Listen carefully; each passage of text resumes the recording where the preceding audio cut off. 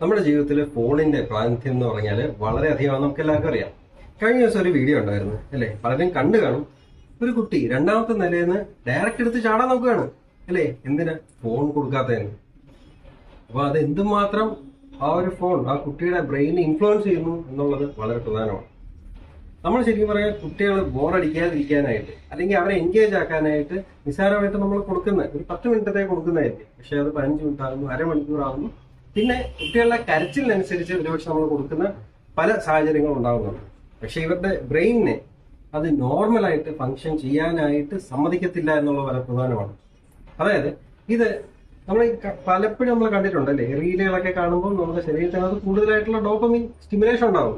Okay, ഒരു തരത്തിൽ പറഞ്ഞാൽ ഡ്രഗ്സ് ഒക്കെ എടുക്കുന്ന അതേ ഒരു എഫക്റ്റ് തന്നെയാണ് ഇത് കണ്ടിന്യൂസ് ആയിട്ട് കണ്ടുകൊണ്ടിരിക്കുമ്പോഴും നമുക്ക് ലഭിക്കുന്നത്. നമുക്കെന്നല്ല, കുട്ടികൾക്ക് എല്ലാവർക്കും ഉണ്ടാകുന്ന ഒരു കാര്യമാണ്. കാരണം ഇതിനകത്ത് നമ്മളൊരു കാണുന്ന വെച്ചാൽ നമുക്കൊരു സാറ്റിസ്ഫാക്ഷൻ കിട്ടും.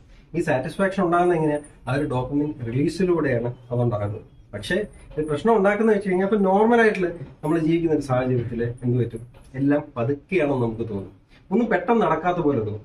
ഒരു ഇറിറ്റേഷൻ, വെപ്രാളവും വിഷമവും നമുക്ക് വരാൻ സാധ്യതയുണ്ട്. അതൊരു വലിയ ഒരാൾക്കും സെയിം ഇതേ അനുഭവം തന്നെ ഉണ്ടാകുന്നുണ്ട്.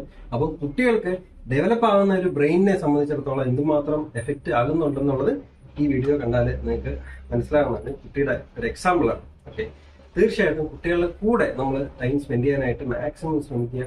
കുട്ടികൾക്ക് വീഡിയോ കാണുകയാണെങ്കിൽ ലോങ് ഫോം വീഡിയോ നമ്മുടെ കൂടെ ഇരുന്ന് നമുക്ക് കുറച്ച് എക്സ്പ്ലെയിൻ ചെയ്ത് കൊടുക്കുന്ന രീതി കാണുന്നതിൽ വലിയ തെറ്റില്ല. കാരണം ഈ ഒരു കാലത്ത് നമുക്ക് അത്രേ പറ്റത്തുള്ളൂ. തീർത്തും നമുക്കും മൊബൈൽ യൂസ് ചെയ്യാതെ അവർക്കൊരു ഐഡിയലായിട്ട് ഒരു ഐഡലായിട്ട് നമുക്ക് നിൽക്കാൻ സാധിക്കില്ല. സോ തീർച്ചയായിട്ടും മൊബൈൽ ഫോൺ യൂസ് വളരെ പോസിറ്റീവായിട്ട് നമ്മൾ ഉപയോഗിക്കാൻ ശ്രമിക്കുക ഈ ഒരു കാലത്ത്. തീർച്ചയായിട്ടും നെക്സ്റ്റ് വീഡിയോയിൽ കാണാം.